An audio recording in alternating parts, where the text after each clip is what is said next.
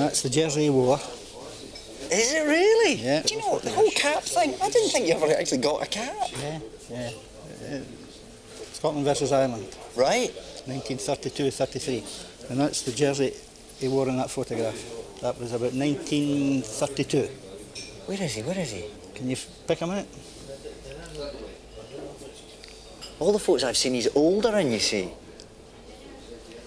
There. Oh, right. Still had the slick back hair. That was obviously a permanent feature.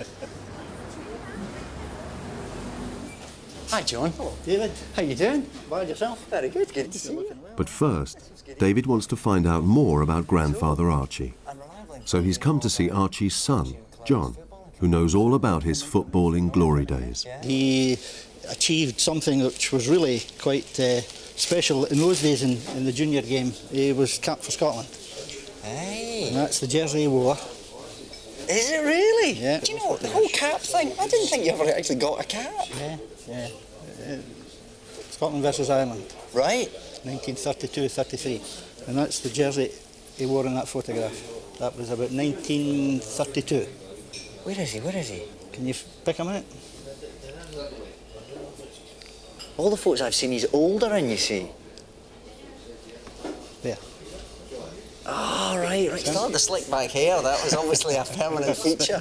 He moved on to Derry City. And how did Derry City come about? I think Derry City probably had money that would entice him over there. And these were just typical of the photographs of that era. McLeod is on the mark this time, scoring against Portadown.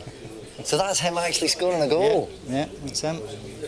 You were never really interested in football, were you? It was never a big thing for me. I tried to play it and I was rubbish. Did you? So maybe if I'd been naturally gifted like Archie, I might have stuck with it.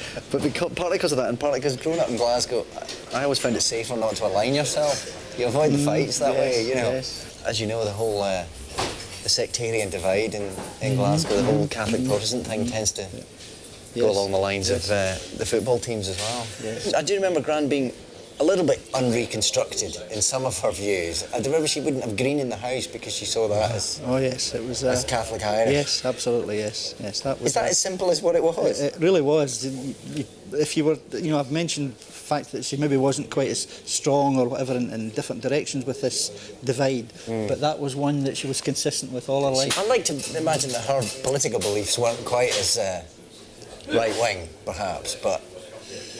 I would say they were right-wing. Okay. Well, still loved you, Granny, but, we've got some stuff to address here. Perhaps I'll go to Derry and find out.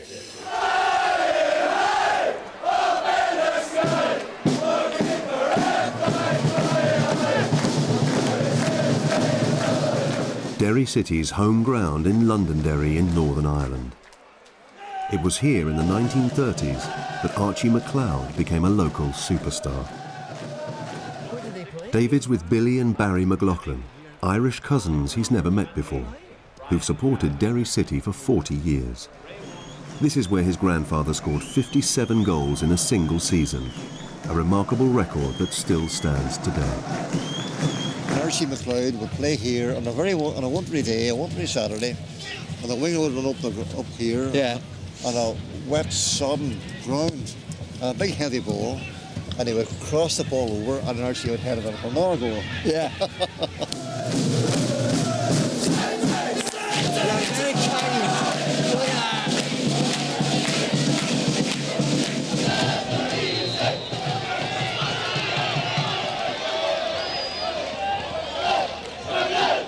In the crowd, Archie and Nellie are still remembered by former Derry player Matt Doherty.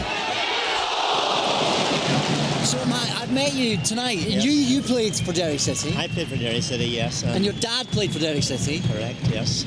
And your dad played with my granddad. That's right. I must tell you about the day my mother told me about. She was sitting in the stand with Nellie Blair on the other side. Yeah.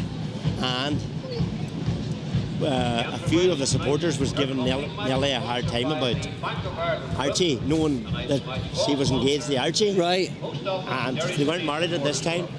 And of course, Nellie stood up and walloped them over the heads with her umbrella.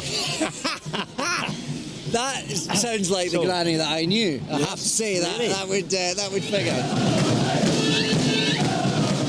Is it true that Nellie was a bit of a beauty queen? Do you think he sort of noticed? I might go and have a wee chat. He stole a good-looking woman out of Derry. Yeah. So would that have been quite a sort of celebrated couple then, do you think? Oh, of course. Yeah, yeah.